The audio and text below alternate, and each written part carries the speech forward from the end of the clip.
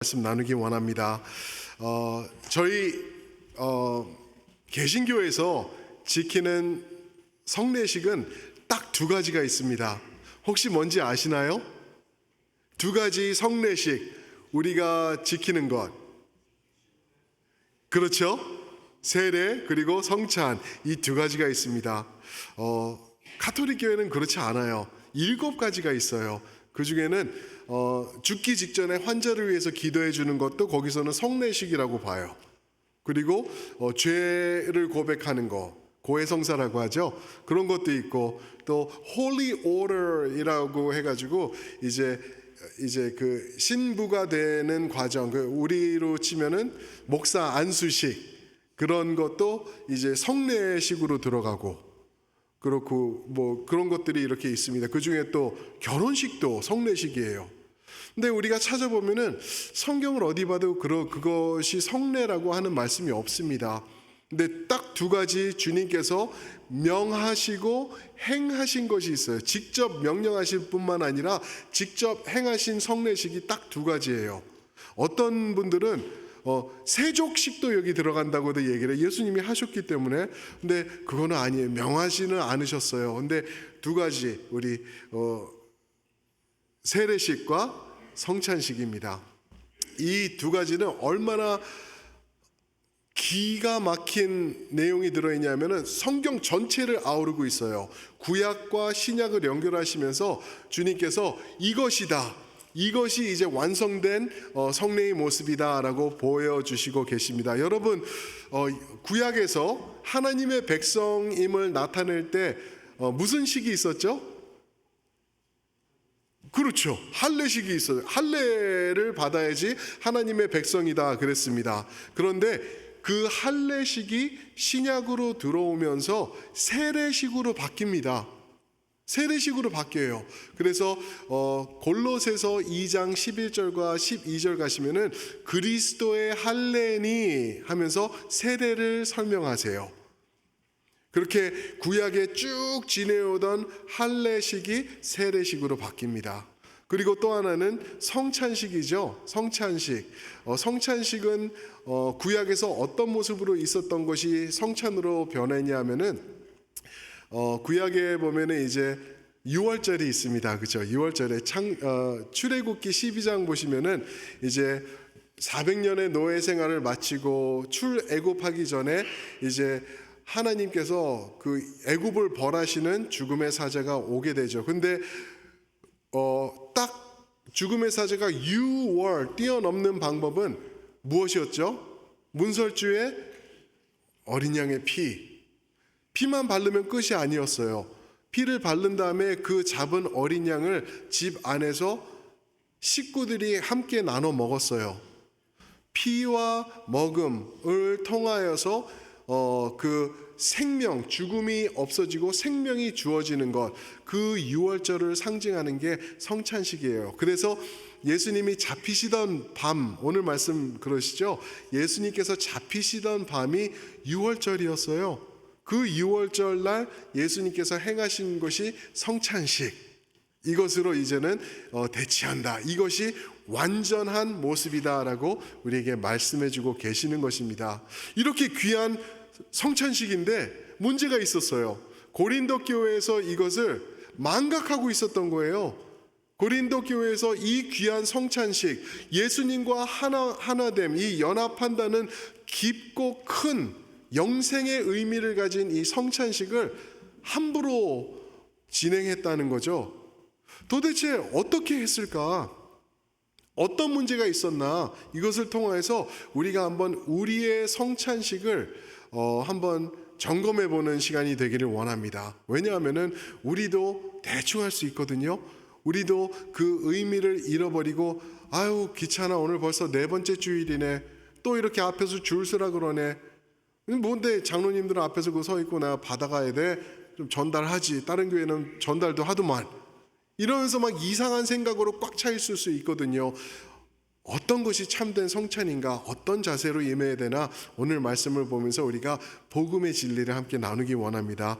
먼저 오늘 말씀을 보시면은 고린도 교회에 존재했던 분쟁의 만찬을 우리가 볼 수가 있습니다. 17절부터 22절 보시면은 분쟁의 만찬이 있었어요. 이 성찬식, 이것이 얼마나 아름답고 귀한 의식인가 하면은 마틴 루터는 성찬식을 손으로 만질 수 있는 복음이다라고 말했어요. 내가 직접 손으로 만지는 복음이 성찬식이다라고 말할 정도로 귀하고 복된 예식이라는 거죠. 그런데 오늘 17절 말씀 보시면은 사도 바울이 그래요. 이 성찬식에 있어서는 너희를 칭찬할 수 없다라고 말을 해요. 그 이유는 18절과 19절에 보면은 두 가지를 말합니다. 너희 가운데 분쟁과 파당이 있었다. 분쟁함과 18절, 파당 19절, 이것이 있었다라고 말을 합니다. 성찬식은 뭐라고요? 예수님과 연합됨, 하나됨을 말하는데 이 하나됨을 진행하는 과정에서 교회 가운데 분쟁과 파당이 생겼다는 거예요. 그러면서 19절 보시면은 사도 바울이 그런 말을 하죠. 조금 애매한 말인데 결국엔 이거예요. 교회 안에는 알곡과 쭉정이가 항상 공존한다. 그렇기 때문에 문제가 없을 수 없다. 그렇지만 너희가 성찬식이라고 진행하는 이 만찬은 성찬식이라고 부를 수 없다라고 20절에서 말하고 있어요. 20절에 보시면은 주의 만찬을 먹을 수 없나니라고 표현을 했는데 영어로 보시면은 It is not the Lord's supper. 아주 명확해요. This is not. 이것은 아니다. 성찬이 아니다. 이거를 성찬이라고 부를 수 없다라고 대놓고 얘기를 하고 있습니다. 그 이유는 왜곡된 이기적인 모습이 그들 가운데 드러나고 있었기 때문에 그렇죠. 초대교회 성찬식의 모습이 사도행전 2장에 보시면 나오죠. 그죠? 얼마나 아름다운 모습인지 저게 어떻게 가능할까 할 정도로 보는 성찬식이 이 사도행전 2장에 나오는데 거기 보시면은 모든 물건을 팔아서 성도들끼리 공유하고 나눴다라고 말해요. 그러면서 성찬을 진행하는데 이게 성찬인지 만찬인지 헷갈릴 정도로 먹음과 성찬이 함께 진행되는 것을 사도행전 2장에서 볼 수가 있습니다. 만찬과 성찬이 함께 진행돼요. 왜 그러냐 하면은 예수님, 우리 조금 이따 보겠지만 예수님께서 그렇게 하셨습니다. 만찬 또는 애찬이라고도 불러요. 그죠? Love feast, 애찬. 그래서 유다서 12장 보면은 이 만찬, 성도들이 식사 함께 하는 걸 애찬이라고 부르는데 그것을 예수님께서 진행을 하셨습니다. 이렇게 성찬과 만찬 또는 애찬을 예수님께서 합쳐서 함께 진행하셨죠. 그런데 문제는 고린도 교회에서 분쟁과 파당으로 인해 주님의 만찬이 아주 더러워진 거예요. 그럴 수 없는 일이 되어버린 사건이 생긴 거죠. 그래서 17절 보시면은 유익이 못되고 오히려 해로워졌다라고 말합니다. 성찬식은 우리에게 굉장히 유익한 거예요. 이것을 통하여서 우리의 죄가 사함받고 우리가 깨끗해지고 주님과 연합되는 깊은 의미를 가지고 있는 귀한 성찬식인데 함부로 대하다 보니까 그런 유익은 온데간데 없고 오히려 해로워졌다라고 말하고 있는 것입니다. 이런 가운데서 주님께서 말씀하시는 게 21절 만찬을 각각 먼저 갖다 먹어 누구는 시장하고 누구는 취하기도 했다라고 얘기를 해요. 그러니까 어떤 그림이 그려지는지 보이시죠? 만찬이 있고 성찬이 진행될 때 교회 성도들이 모일 때 음식을 다 갖고 오는 거예요. 다 갖고 왔어요. 그냥 어느 한 사람이 다 만들고 그렇게 하지 않고 다 파트를 해가지고 모르겠어요. 거기 어떻게 했는지 뭐 김치는 없었겠지만 우리로 치면은 김치, 시금치, 반찬, 국거리, 밥 이런 식으로 해가지고 다 갖고 와서 애찬이 시작되는 모습인데 누구는 먼저 왔다는 거예요. 먼저 다 가지고 온 거예요. 그래서 어떻게 했냐면은 나머지 교인들이 다 오기 전에 이것을 먼저 먹어버린 거예요. 먼저 먹어버린 거예요. 그리고 어떤 사람들은 이 하는 과정에서 술도 취한 거예요. 너무 혼자 다 마셔버리니까. 이거를 지적하시면서 이게 있을 수 있는 일이냐라고 사도 바울이 말하고 있는 것이죠. 여기서 한번 생각해 볼게요, 여러분. 교회에서 우리가 이제 성도의 만찬, 애찬을 합니다 하고 음식을 갖고 옵니다. 그러면 누가 상식적으로 생각해 볼 때 누가 음식을 가지고 제일 일찍 올 수 있었을까요? 아무래도 여유가 있는 사람, 그렇지 않나요? 시간이 좀 있는 사람, 그런 사람일 거예요. 그래서 음식을 가지고 왔어요. 그런 사람들이 먼저 모인 거죠. 근데 두 번째로 반면에 누가 그러면은 어쩔 수 없이 늦게 도착할 수밖에 없었을까요? 여유가 없는 사람들이에요. 좀 어려운 사람들. 그래서 어떤 신학자들을 보면은 고린도 교회에 노예의 신분을 가지고 있던 사람들이 70% 정도까지도 됐을 거다라고 말을 합니다. 그 어려운 사람들, 열심히 일하고 주인 이제 다 하고 주인이 이제 퇴근해. 그러면은 그때 쫓아서 교회로 오는 거예요. 그런데 와서 보면은 먼저 있던 사람들 이빨 쑤시고 있는 거예요. 자기가 갖고 온 것들 자기들 다 마시고, 어떤 사람은 해롱해롱해져 있고 자기는 배가 고파 죽겠는데, 그런 모습이 지금 교회에서 일어나고 있는 거죠. 교회는요, 어떤 곳이죠? 남녀노소 빈부 귀천할 것 없이 하나가 되는 곳이 교회인 줄 믿습니다. 그런데 있는 사람들, 여유 부릴 수 있는 사람들이 와서 자기네들끼리 파당을 짓고 먼저 그렇게 해버린 거예요. 아, 저 사람들 와서 뭐 알아서 하겠지, 뭐 있으면 하고 없으면 말고, 이런 식으로 교회가 변해가는 모습을 사도 바울이 지적하면서 도대체 뭐 하는 짓이냐, 그렇게 정말 배가 고프면은 집에서 먹고 오면 되지 않냐, 집이 없어? 먹을 곳이 없어? 아니잖아, 집이 있잖아. 왜 굳이 교회로 갖고 와가지고 그 불쌍한 사람들, 없는 사람들 와서 참석도 못하게 하고 그들 시장하게 하고 언짢게 하냐라고 말하고 있는 것입니다.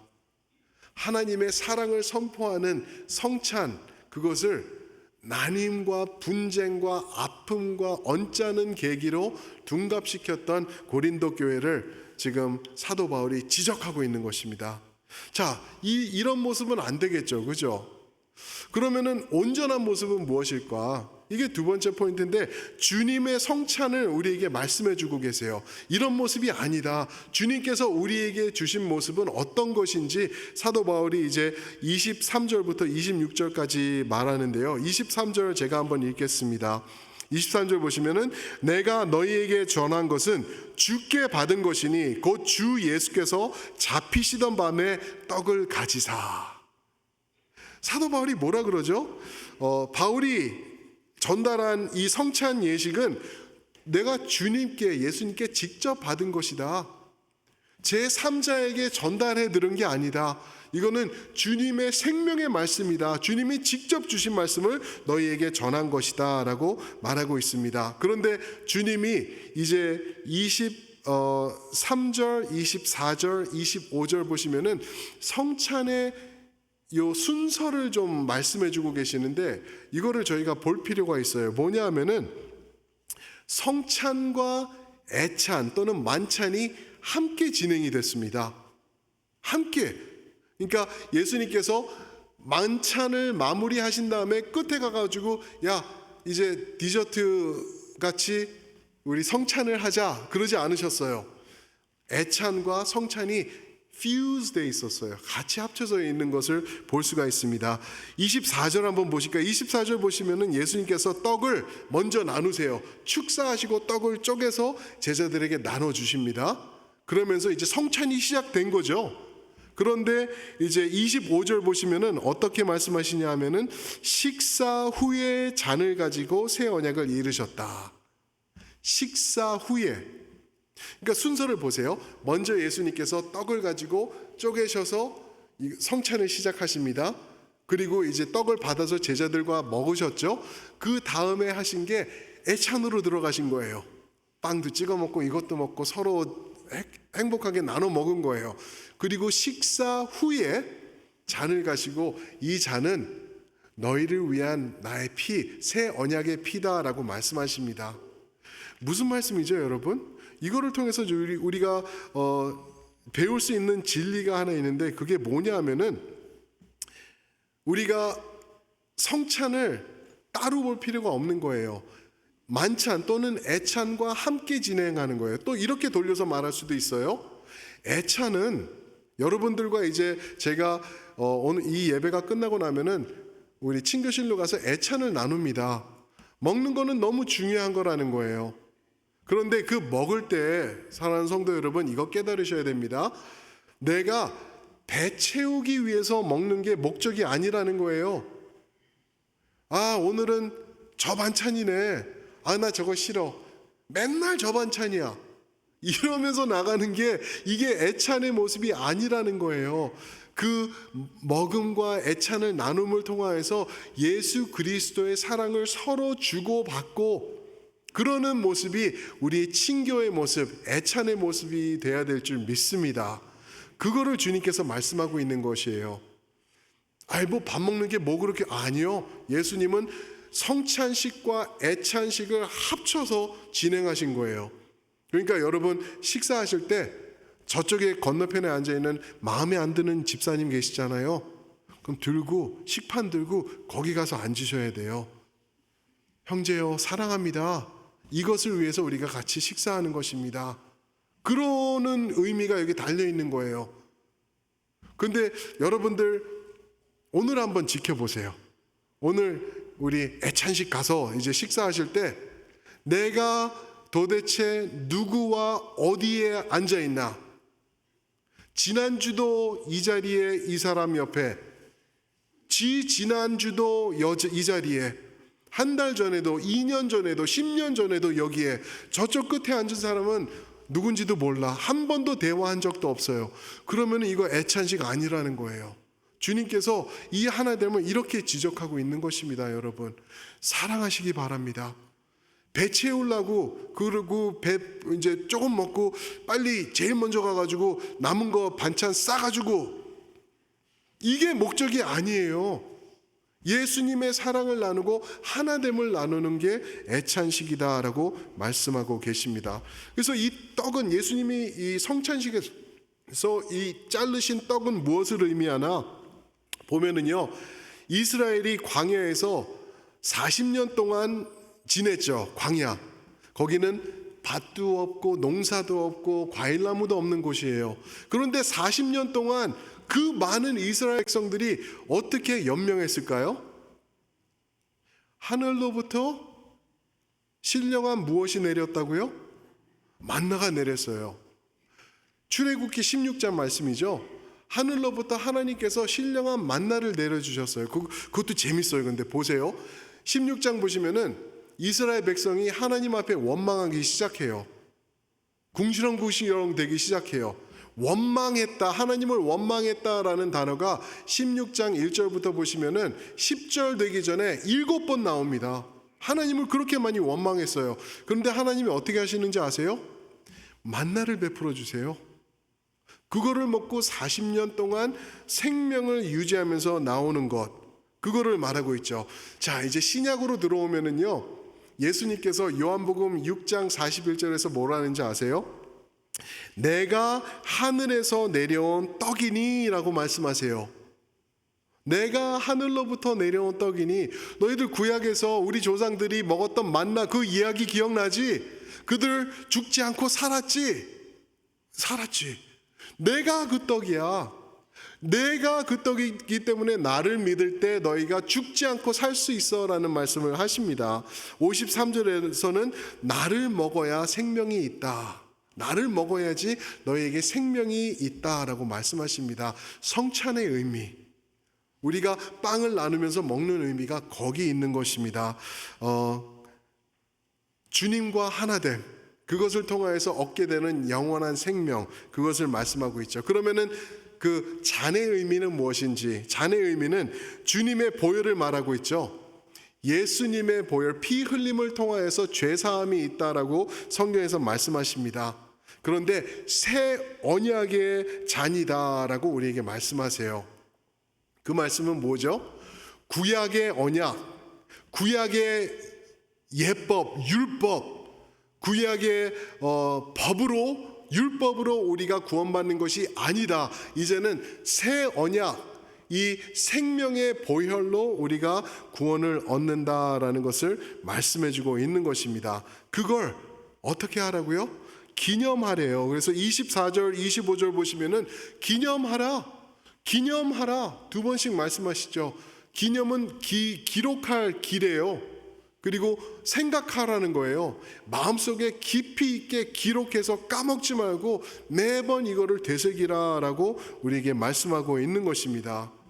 아니 이렇게 귀한 것이에요. 하나님께서 출애굽하시면서 먹이시고 이끄시고 살리시고 천국까지 이끌어 가시는 이 생명의 복음을 전달하는 게 성찬식인데, 고린도 교회에서는 파당 짓고 우리끼리 먹고 쟤네 오면은 오든지 말든지 먹든지 말든지 해버리는 아주 개념 없는 사악한 것으로 지금 둔갑시켜 버린 거죠. 그러면은 여기서 우리는 어떤가? 우리 첼트넴 장로교회, 저희는 너무 감사한 게 한 달에 한 번씩 진행하고 있어요. 그죠? 웬만한 장로교회에서는 한 1년에 3번, 4번 하면은 많이 하는 거예요. 저도 계속 그랬었고, 그런데 우리 장로님들과 동의해서 성경에서 often as you can, 자주 하라고 말씀하셨기 때문에 순종하면서 우리 매주 하면은 좋겠지만 그렇게는 못하더라도 매달 합시다. 그래서 12번 진행하지 않습니까? 다음 주에요. 다음 주에 우리가 진행할 때 어떠한 마음가짐으로 우리가 해야 될까? 마지막으로 그걸 보는데 27절과 23절, 34절까지 보시면은 공동체 안에서 어떻게 하나가 되는지 그거를 말씀해 주십니다. 31절 제가 한번 읽겠습니다. 31절 보면은 우리가 우리를 살폈으면 판단을 받지 아니하려니와, 살핌이 들어가는 거예요. 우리 자신이 살핌, 내가 어떤 모습으로 지금 성찬에 임하고 있는지 내 자신을 살펴보라는 거예요. 그냥 그때 됐네, 다들 일어나서 가운데로 나가서 앞에 나가서 하나씩 받네, 나도 쫓아가야지. 나는 이거 의미도 모르고 뜻도 모르지만 아무것도 할 줄 모르지만 그래도 그냥 다 하는데 나만 앉아 있으면은 창피하니까 나도 가야지. 이게 아니라는 거예요. 내 자신을 살피고 내가 얼마나 큰 죄인인지, 이 죄가 어떻게 해결받았는지 예수님 앞에서 내 자신을 살피라고 31절에서 말합니다. 그리고 33절에 보시면은 먼저 먹지 말고 서로 기다리라 그래요. 고린도 교회요, 너희 먼저 왔다고 너희끼리 먼저 먹고 마시고 그러면서 다 해치워 버리지 말고 다 올 때까지 서로 기다리라. 우리도 그런 의미로 잔을 받을 때 어떻게 하죠? 그 자리에서 먹고 우리 들어가지 않죠? 카톨릭 교회에서는 그렇게 하더라고요. 그런데 우리는 다 가지고 제자리로 들어가서 같이 서로 기다린 후에 우리가 나누는 의미가 또 거기 있는 것을 생각해 볼 수 있습니다. 그러면은 이 내 자신을 살피면서 기다리는 것, 이것이 그냥 기다렸다 같이 먹으면 되네, 이것 아닌 거 아시죠? 더 큰 의미가 들어있어요. 그게 뭐냐면은 배려, 섬김, 사랑입니다. 한번 따라해 보실까요? 배려, 섬김, 사랑. 배려, 섬김, 사랑. 성도들이 올 때 그들을 배려하면서 기다리는 거예요. 성도들이 올 때 내가 준비해온 것을 가지고 애찬을 나누는 거예요. 섬김이에요. 성도들이 아직 안 올 때 내가 그를 살아가면서 내 살아가는 형제가 왜 아직 안 왔지? 기다리는 거예요. 이런 사랑으로 지금 성찬식에 임하라고 주님께서 말씀하고 있는 것입니다. 그런데 29절부터 32절까지 보시면은요, 주님께서 워닝을 또 주세요. 워닝. 함부로 하지 마. 이게 얼마나 심각한 건지 제대로 깨달아라고 말씀하시는데, 여러분들 중에 그런 생각하시는 분들도 없지 않아 있을 수 있어요. 뭐냐 하면은 내가 혹시 죄 짓고 기억 못하고 회개하지 못하고 성찬식에 가면은 어디선가 들었는데 나 죽을 수도 있어. 그렇죠? 나 이거 하다가 그냥 여기서 그냥 꼬꾸라지는 거 아닌가? 그럴 수 있어. 마치 이 성찬식에 무슨 그 주술 같은 능력이 있는 것처럼 그렇게 오해하시는 분들이 있는 그런 거 아니에요. 여기 너희 가운데 성찬식을 함부로 함으로 아픈 자들도 생겼고 이 잠든 자들도 생겼다라는 말씀이 있어요. 이게 무슨 말이냐면은 문맥으로 보셔야 돼요. 고린도 교회 초대 교회에서 하나님께서 잡아가고 계시는 과정에 그렇게 하셨어요. 그리고 17절에서 말씀하시죠. 유익이 못되고 오히려 해가 된다. 그것을 이렇게 표현하신 거예요. 그런데 이제 오늘날 우리는 그냥 주님의 사랑과 주님의 십자가, 주님의 보혈을 그냥 아무렇지도 않은 것처럼 그냥 대충 띡 해서 먹고 떨어지면 말고 이런 모습 그런 식으로 하지 말라라는 의미가 들어 있습니다. 자유롭게 편하게 예수님에 대한 감사로 배려와 섬김과 사랑 중심으로 우리가 하면은 이게 은혜가 넘치게 될 줄 믿습니다. 왜요? 그게 예수님의 십자가의 모습이에요. 배려, 섬김, 사랑. 그것으로 우리를 품어주셨는데 그 모습을 우리가 닮아가면 됩니다. 그렇지만 이 성찬식 절대 함부로 우리가 참여할 수는 없어요. 제가 지난번에 한번 놀래 자빠질 뻔했는데 이 성찬식을 진행하는데 애가 울고 까불고 그러니까 그 보호자가 오셔서 자기 거 들고 하나 더 집어가지고 애한테 주더라고요. 이거는 어떡하지? 이거는 어떡하지? 그렇게 함부로 하는 게 성찬식이 아니에요. 애가 궁금해하니까 이거를 애한테 주면서 애도 먹고 해. 그런 이 간식이 아니라는 거죠. 예수님을 되새기면서 주님의 보혈, 주님의 몸, 우리가 연합됨을 되새기는 것인데 그렇게 할 수는 없다는 거죠. 그러지 말고 31절 자신을 살피며 33절 서로 기다리며 배려와 섬김과 사랑으로 품어 나아가자라는 것이 성찬의 의미인 줄 믿습니다. 사랑하는 성도 여러분, 오늘 예배 후에 애찬식이 있어요. 애찬식이 있어요. 우리 성도님들 귀하게 섬겨주시는 거 정말 감사합니다. 애찬식 가셔가지고요. 아싸! 오늘은 뭘 먹고 배를 채울까? 오늘은 뭘 맛있게 먹고 내가 배불러가고 좀 남으면 싸갈까? 이게 목적이 아니라고 꼭 기억하세요. 절대 그러지 마시고 그 자리에 가셔서 주님의 사랑을 나누세요. 이것을 통해서 예수님의 사랑을 나누시기 바랍니다. 그리고 일주일 기다리시면 다음 주일날 저희 교회에서 성찬식이 또 있어요. 그럴 때 이건 뭐지?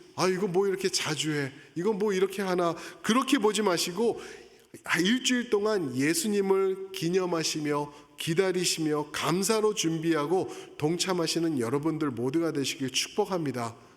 그럴 때 우리 가운데 주님의 사랑과 은혜가 넘치게 되고 또 어떤 게 생길 수 있냐면은 오늘 말씀에서 우리가 짚지는 않았지만 26절에 보면 주의 죽으심을 그가 오실 때까지 세상에 전하는 것이다 라고 말씀하십니다.